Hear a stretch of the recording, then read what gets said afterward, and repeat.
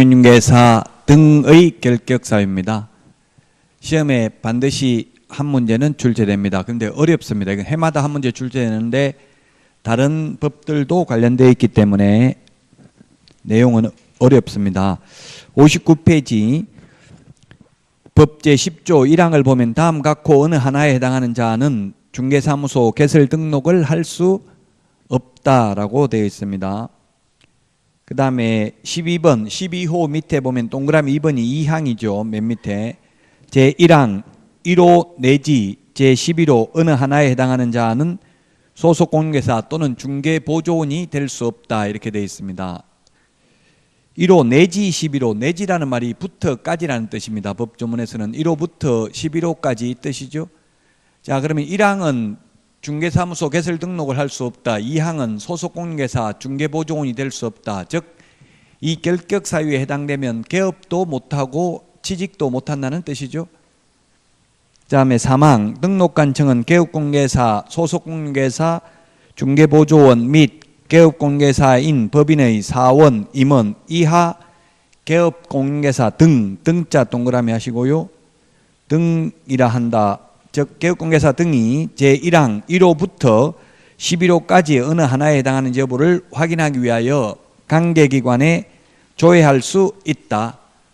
그래서 우리나라 사람은 결격사유에 해당되는지를 조회할 수 있기 때문에 결격사유에 해당되지 않음을 입증하는 서류 제출할 필요 없는데 외국인의 경우에는 결격사유에 해당되는지 여부를 확인할 길이 없기 때문에 외국인 스스로 결격사유에 해당되지 않음을 입증하는 서류를 제출해야 된다 했습니다.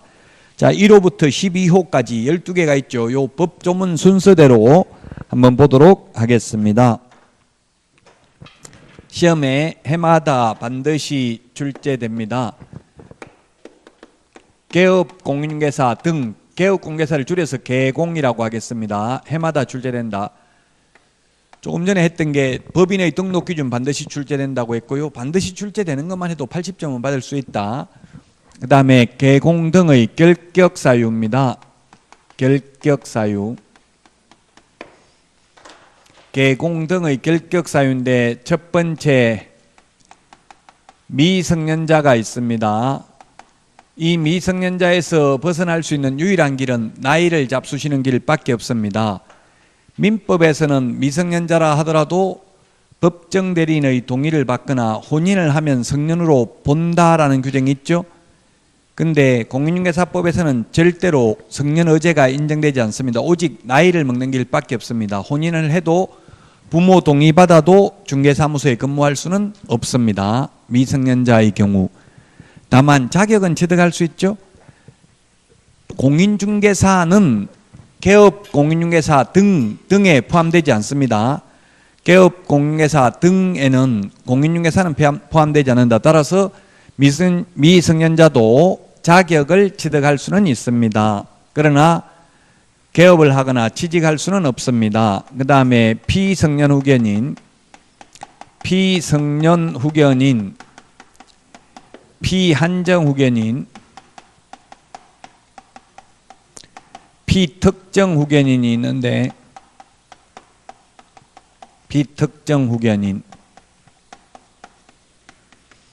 피성년 후견인하고 피한정 후견인은 결격사유에 해당합니다. 그러나 피특정 후견인은 결격사유가 아닙니다.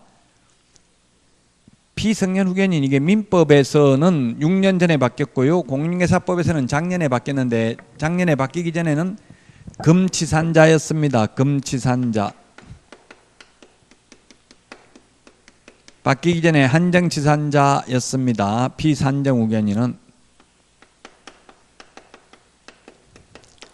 오히려 금치산자, 한정치산자가 느낌이 더 팍 오죠. 금치산자는 아예 재산을 관리하는 걸 금지하는 자, 한정치산자는 한정적으로 재산을 관리하는 걸 금지하는 자.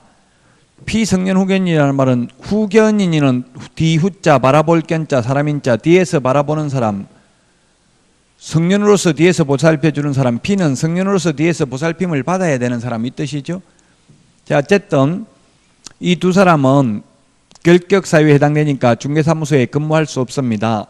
개업도 안 되고 취직도 안 됩니다. 그러나 피특정 후견인은 특정한 부분에 대해서만 후견을 받아야 될 사람이기 때문에 결격 사유가 아닙니다. 29회 시험에 출제됐습니다. 피특정 후견인은 결격 사유 아니라는 것. 피성년 후견인과 피한정 후견인만 결격 사유입니다. 어떤 경우 피성년 후견인으로 개시 심판이 있느냐 이런 요건은 시험에 안 나옵니다. 그냥 피성년 후견인은 결격 사유고 여기에서 벗어날 수 있는 유일한 길은 법원으로부터 종료 심판이 있어야 된다. 후견 개시 종료 심판이 있어야 된다. 자, 그래서 피성년 후견인, 피한정 후견인은 결격 사유에 해당되고 피특정 후견인은 결격 사유에 해당되지 않는다. 그 다음에 세 번째, 파산 선고를 받고 파산 선고를 받은 자는 복권 결정이 있어야 됩니다. 복권 결정이 있어야 됩니다. 빚잔치를 한 거죠. 파산, 채무자 회생 및 파산에 관한 법률에 의해서 파산 선고를 받았다면 법원의 복권 결정이 있어야 됩니다. 시험에 파산 채무를 모두 변제 완료하고 법원에 복권 신청하면 결격 사유에서 벗어난다 X입니다. 신청만 해가지고 되는 게 아니라 복권 결정이 있어야 됩니다. 지금 1번, 2번은 민법, 3번은 채무자 회생 및 파산에 관한 법률, 그 다음에 이제 4번 금고 이상 형을 선고받고 그 집행이 종료되거나 집행을 받지 아니하기로 확정된 후 3년 미경과자. 이건 형법에 규정되어 있습니다. 금고 이상의 형이라고 하면 사형 징역 금고를 말합니다.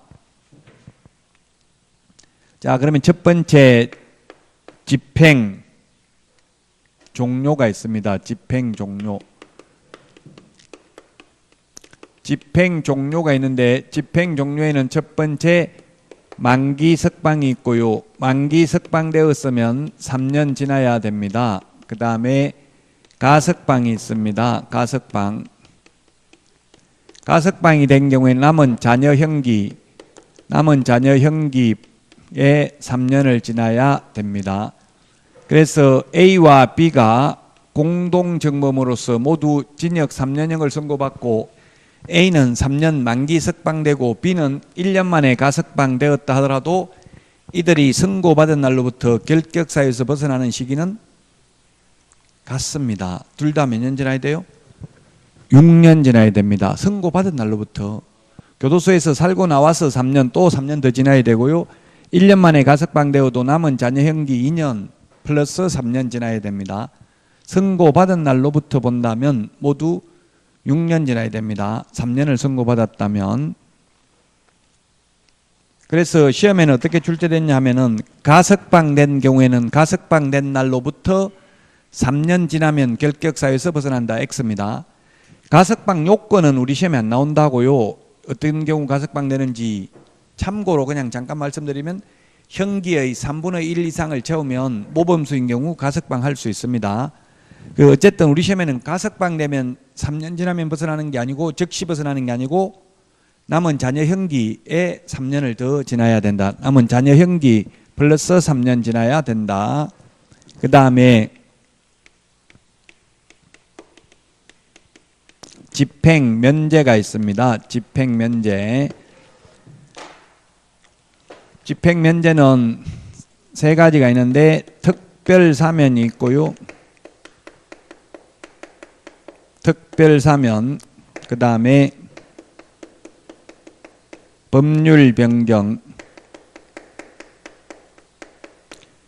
형의 시효 완성,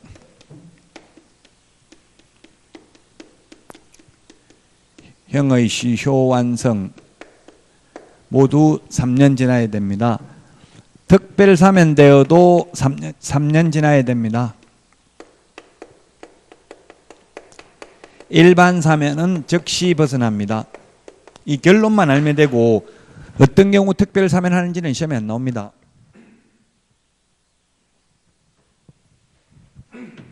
사면 요건은 사면법에 있습니다. 결론만 나오는데 대통령이 특별 사면할 수 있고 일반 사면은 죄의 종류를 대통령령으로 정해서 국회 동의를 받아야 됩니다. 그래서 절차가 까다롭습니다. 우리 3.1절 특사 이런 말 했죠. 특별사면 줄여서 특사라고 하고 일반 사면을 줄여서 대사라고 합니다. 근데 대사면 됐다는 말은 거의 안 들어봤고 특사는 들어봤죠. 특사, 특별사면 돼도 3년 지나야 됩니다. 일반 사면은 즉시 벗어나고요. 더 어떻게 일반 사면 될 수 있는지 궁금하면 그건 사면법을 보셔야 되는데 우리 시험 범위는 아니다. 결론만 시험에 나온다. 특별 사면 3년 지나야 되고 일반 사면 즉시 벗어난다. 법률 변경도 3년 지나야 됩니다. 옛날에는 혼인빙자 간음죄가 있었고요. 얼마 전까지만 해도 간통죄가 있었죠. 간통죄는 2년 이하의 징역형에 처합니다. 간통죄가 2년 이하의 징역형에 처하는데 만약에 교도소의 복역 중 간통죄가 폐지되면 석방되겠죠. 그래도 3년 더 지나야 결격사유에서 벗어납니다. 자, 그 다음에 형의 시효 완성입니다. 형의 시효 완성도 3년 지나야 됩니다. 형의 시효 완성은 3년 지나야 되고 공소시효가 완성되면 아예 결격사유가 아닙니다. 공소시효가 완성된 경우에는 처음부터 결격사유가 아닙니다. 공소가 제기되고 있다 하더라도 확정 판결을 받을 때까지는 무죄 추정의 권리가 있기 때문에 결격사유 아니죠. 공소라는 건 재판에 회부하는 거예요. 재판에 회부되기 전에 시간이 경과된 경우고 형의 시효는 재판이 끝나고 나서 시간이 경과된 경우입니다. 시효란 시간이 경과됨에 따라 나타난 효력이 시효잖아요. 그래서 공소시효는 죄를 짓고도 잡히지 않고 재판에 회부되지 않고 일정한 시간이 경과되면 시효가 완성되죠. 옛날에 살인죄의 공소시효가 15년에서 25년으로 바뀌었다가 지금은 살인죄의 공소시효가 없어졌죠. 그래서 공소시효가 완성되면 잡혀도 처벌받지 않기 때문에 결격사유 아니다. 자, 그 다음에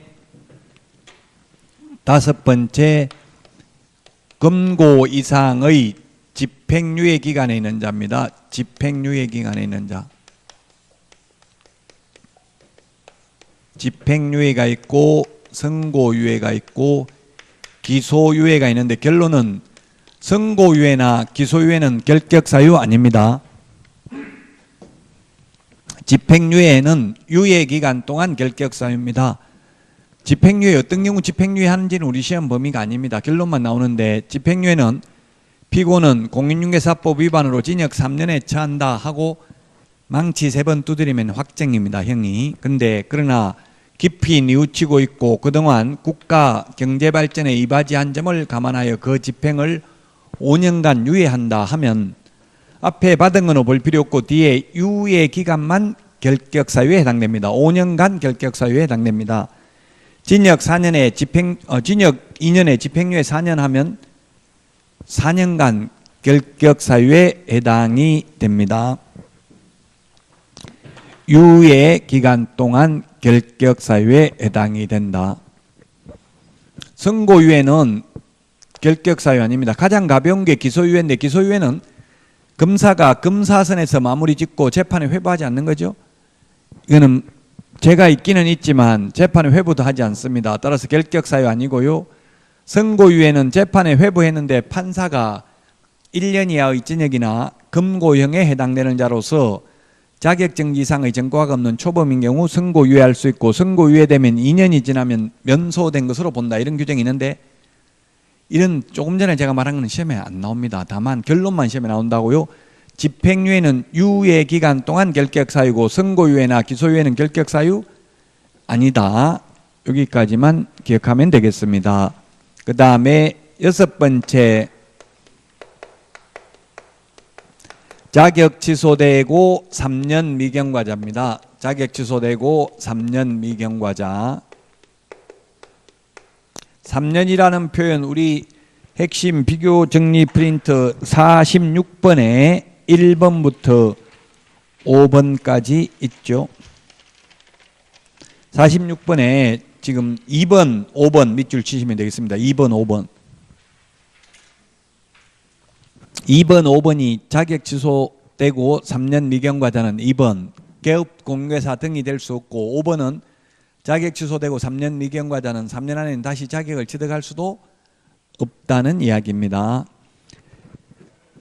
자, 그래서 요거 하나만 유일하게 12가지 중에서 이거 하나만 공인중개사가 될 수도 없습니다. 즉 시험도 볼 수 없습니다. 나머지는 모두 시험은 볼 수 있죠. 자격 취소되고 3년 미경과자는 시험도 볼 수 없다. 자, 그 다음에 자격 정지 기간 중에 있는 자입니다. 자격 정지 기간 중, 자격 정지는 소속 공인중개사의 경우 6월의 범위 내에서 자격을 정지할 수 있습니다. 6월의 범위 안에서 자격을 정지할 수 있는데 6개월간 자격 정지됐으면 6개월 안에 그만두고 다른 데 가서 취직할 수도 없다는 이야기입니다. 자, 그 다음에 8번째 등록 취소되고 3년 미경과자입니다. 등록 취소되고 3년 미경과자. 등록 취소되고 3년 미경과자인데 예외가 있습니다. 예외가 3가지가 있는데 예외 3가지. 첫 번째 개인 사망, 그 다음에 법인 해산, 그 다음에 두 번째 결격 사유에 해당되는 경우, 그 다음에 세 번째 등록 기준 미달.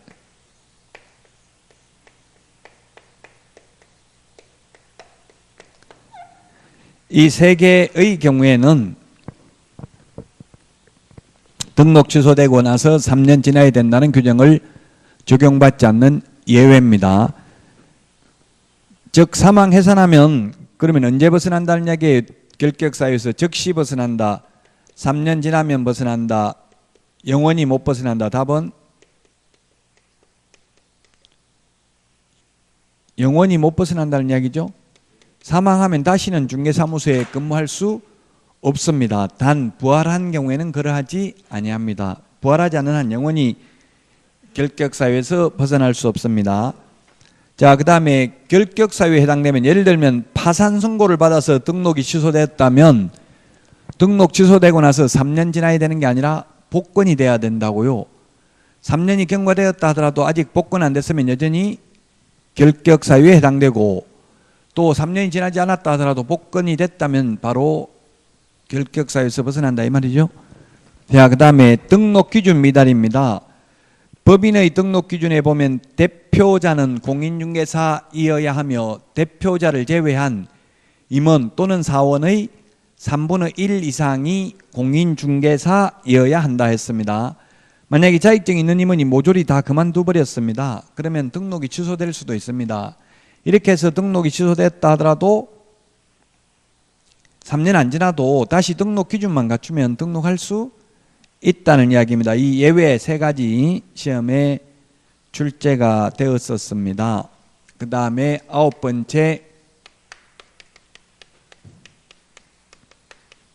업무정지 기간 중에 있는 자입니다.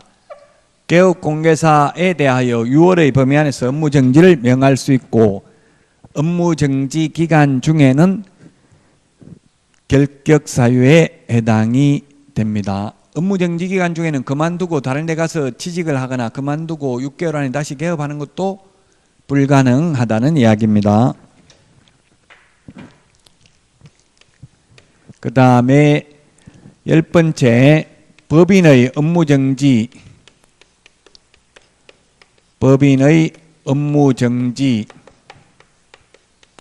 사유 발생 당시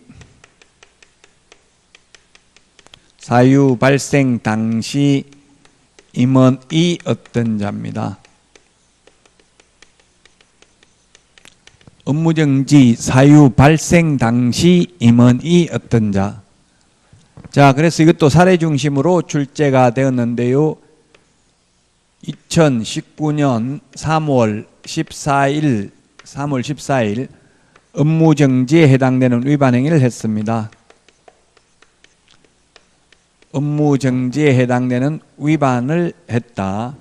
그 다음에 2019년 4월 14일 날 갑이라는 임원이 선임되었다. 그 다음에 2019년 5월 14일 날 업무정지 처분을 6개월 받았다. 6개월 업무정지 처분 받았다면 이 갑 임원은 6개월 동안 결격사유에 해당된다 안 된다? 해당 안 된다는 이야기입니다. 왜냐하면 사유 발생 당시 임원이었던 자인데 이 사유 발생할 때 위반할 때는 갑은 근무하지 않았잖아요. 취임을 안 했잖아요. 취직을 안 한 상태잖아요. 아무런 인과관계가 없잖아요. 이 잘못한 위반 행위하고 갑하고는 아무 상관이 없는 거죠. 시험에 그래서 어떻게 나왔냐면 업무정지 처분 당시 임원이었던 자 X입니다. 처분 당시가 아니라 사유 발생 당시 임원이 어떤 자입니다. 자, 그 다음에 이 법 위반으로 300만 원 이상 300만 원 이상 벌금을 선고받은 경우입니다. 벌금 선고받고 3년 미경과자입니다. 3년 46번 핵심 비교 정리 프린트 46번에 동그라미 4번에 있죠. 이 법에 의해서 300만 원 이상 벌금 받고 3년 미경과자 결격사유에 해당됩니다. 따라서 도로교통법 위반하고 폭행죄 위반으로 벌금 받아도 결격사유 아니죠. 공인중개사법 위반으로 300만 원 이상 벌금 받고 3년 미경과자입니다. 그 다음에 법인의 마지막으로 법인의 임원 또는 사원이라는 말을 하지 않더라도 자동적으로 주식에 사는 임원 한 명 합자 회사는 무한책임사원입니다. 법인의 임원 또는 사원이 이 1호에서 11호 어느 하나에 해당하는 경우에는 결격사유에 해당이 된다. 단 2개월 이내에 그 사유를 해소한 경우에는 단 2개월 이내에 사유 해소하면 되는데 해소를 안 하면 절대적 등록 취소 사유에 해당된다. 절취 사유에 해당된다. 임원이 이 결격 사유에 해당되면 2개월 이내에 교체해야 된다. 핵심 비교 정리 프린트 38번에 동그라미 1번, 2번에 있습니다. 38번에 1번, 2번 보면 38번에 임원이 결격 사유에 해당되면 2개월 이내 그 사유 해소 안 하면 절대적 취소, 고용인 즉 소속공인회사나 중개보조원이 결격 사유에 해당되었는데 2개월 이내 그 사유를 해소하지 않는 경우에는 업무정지 사유에 해당이 됩니다. 결격 사유의 효과입니다. 결격 사유의 효과. 결격 사유의 효과를 보면 첫 번째 등록 전 후로 나누어서 볼 수 있고요. 그 다음에 고용 전 후로 나누어서 볼 수 있습니다. 등록 전이라면 등록 불가입니다. 결격 사유에 해당되면 즉 개업하기 전이라면 개업 불가입니다. 즉 등록 신청을 하면 7일 이내에 등록 처분 통지를 하는 게 아니라 반려 처분 통지를 하겠죠. 다시 돌려줍니다. 결격 사유에 해당되면 서류를 만약에 이미 등록되어 있는 사람이 결격 사유에 해당되었다면 절대적 취소 사유입니다. 절대적 취소 반드시 등록을 취소하여야 합니다. 반드시 등록을 취소하여야 한다. 그 다음에 고용 전이라면 고용 불가입니다. 고용 전이라면 고용 불가, 고용할 수 고용하면 안 됩니다. 고용 신고하면 결격 사유에 해당되면 수리를 안 합니다. 이미 고용되어 있다면 고용관계 종료 사유입니다. 고용관계 종료 사유.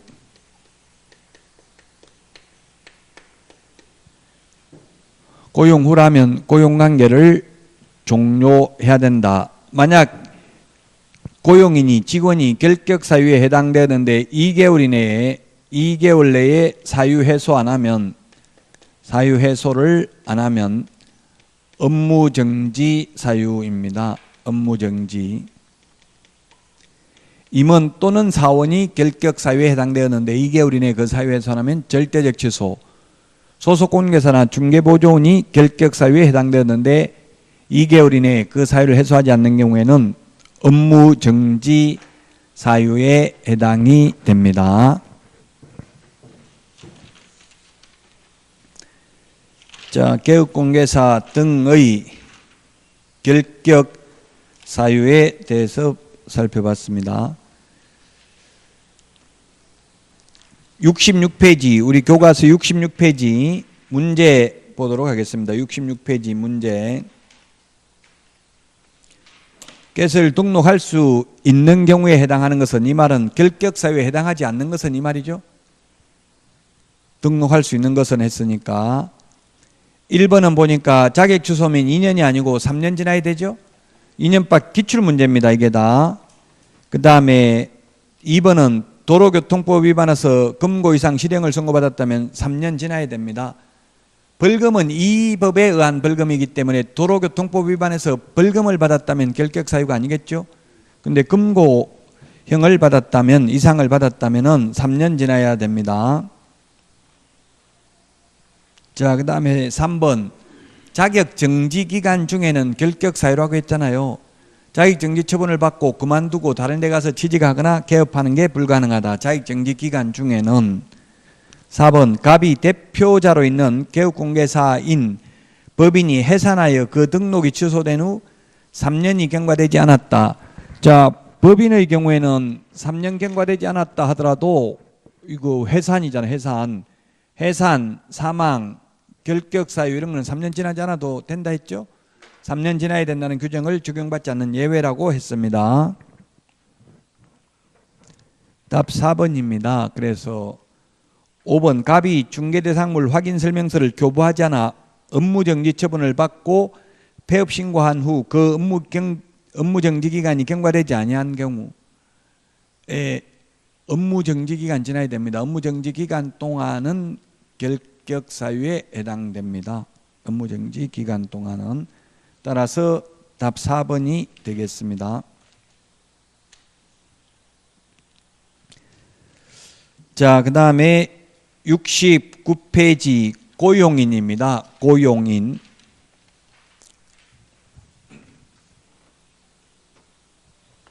자, 고용인이 그러면 뭔지를 먼저 보고 책을 보도록 하겠습니다. 고용인이 있고 고용자가 있습니다. 놈자자 사람인인데 사람인자가 붙으면 직원이고 놈자자가 붙으면 사장입니다. 민법에서도 사용자 책임 이렇게 하면 사용자는 사장입니다. 사용인은 직원입니다. 옛날에는 사용인, 사용자 이렇게 불렀는데 지금 공인중개사법에서는 고용인, 고용자 이렇게 용어를 바꿨습니다. 자, 고용인은 직원인데 직원은 두 가지 형태가 있다. 자격증 따가지고 취직한 사람을 소속공인중개사, 줄여서 소공이라고 하겠습니다. 자격증 없이 취직한 사람을 중개보조원이라고 합니다. 소속공인중개사는 지난주 용어정의에서 개업공인중개사에 소속된 공인중개사로서 중개 업무를 하거나 개업공개사의 중개 업무를 보조하는 자를 말한다. 중개보조원은 공인중개사가 아닌 자로서 개업공개사에 소속되어 현장 안내 및 일반 서무 등 단순한 업무를 보조할 수 있는 자를 말한다. 중개 업무가 무엇인지 명문 규정은 없지만 국토부 6번 해석은 확인 설명하는 것,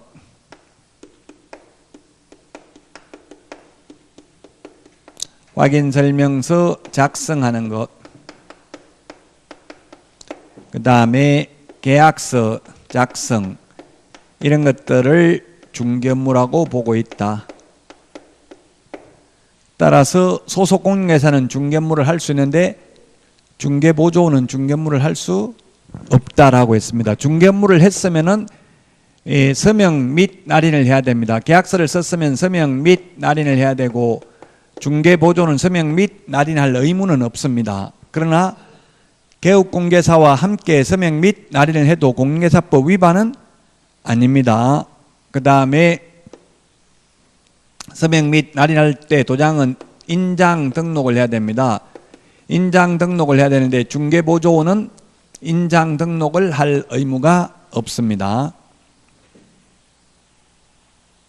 자, 소속공개사 중개보조원을 개략적으로 보고 다시 책으로 보충하도록 하겠습니다. 70페이지에 보니까 2번 고용관계 종료 신고인데 양가로 1번에 동그라미 1번 두 번째 줄에 보니까 업무 개시 전까지 신고해야 된다. 업무 개시 전까지 밑줄 치시고 가로 안에 전자문서에 의한 신고를 포함한다. 밑줄 치십시오. 전자문서로도 가능합니다. 고용신고가. 업무 개시 전까지 해야 됩니다. 미리 해야 됩니다. 사후 10일 이내에 한다 하면 X입니다.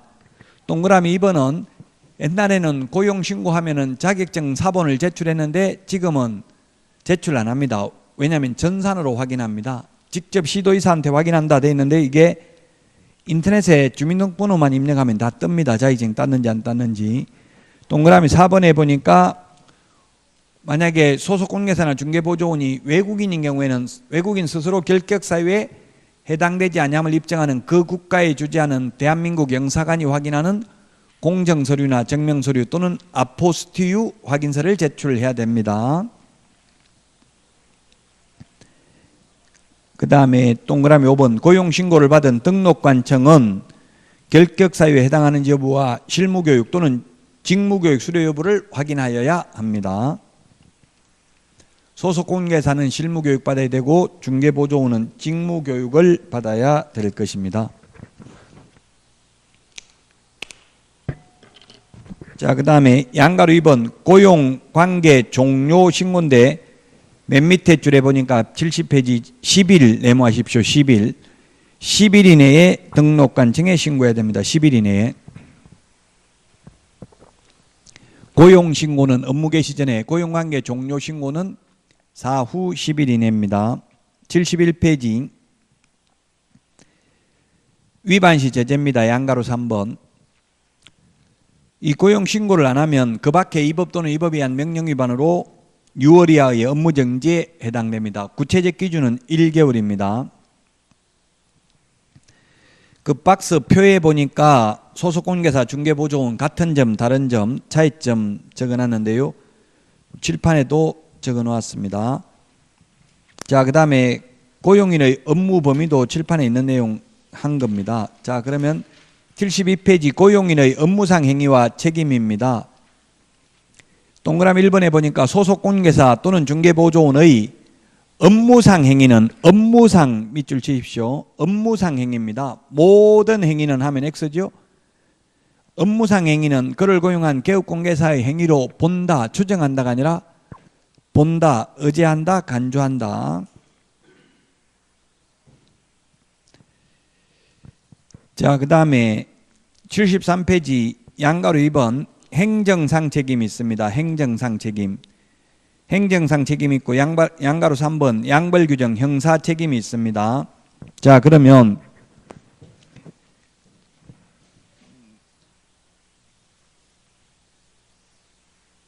만약에 이 고용인이 1억 원의 재산상 손해를 입혔습니다. 의뢰인한테. 그러면 의뢰인은 이 고용인에게 1억 손해배상을 청구할 수도 있고 또 사장인 고용자 개업공개사에게도 1억을 청구할 수 있습니다. 손해가 1억 발생했는데 그렇다고 해서 양쪽에 1억씩 각각 받아서 2억을 받을 수 있다는 뜻은 아닙니다. 보통 현실적으로는 협회에서 손해배상을 해주고 그러면 협회에서 개업공개사에게 구상권을 행사하고 그러면 개업공개사는 다시 고용인에게 구상권을 행사할 수 있습니다. 구상권은 너가 갚아야 될 돈을 내가 대신 갚았으니 내가 갚은 돈을 돌려달라고 요구할 수 있는 권리를 구상권이라고 합니다. 민법 용어입니다. 인터넷에 찾아보면 되겠죠. 잘 모르면. 그 다음에 이 두 사람 간의 관계를 부진정, 연대 채무관계에 있다고 하는데 부진정 연대채무도 민법 용어입니다. 진정으로 연대보증을 쓰지 않았지만 사실상 연대보증 선급과 비슷한 책임이 있다는 이야기입니다. 직원 고용하면서 내가 다 책임질게 이런 말 한 적은 없지만 손해를 입혔으면 개업공개사가 손해배상 책임이 있다 이 말입니다. 자, 그래서 이 사장이 개업공개사입니다. 개업공개사, 고용자, 사용자. 이 개업공개사의 책임은 세 가지 책임이 있다. 첫 번째, 민사책임. 두 번째, 행정상 책임. 세 번째, 형사책임이 있다. 민사책임하고 행정상 책임은 무과실 책임이다. 형사책임은 과실 책임이다. 자, 그러면 무과실 책임, 과실 책임 중에서 뭐가 더 무거운 책임이다?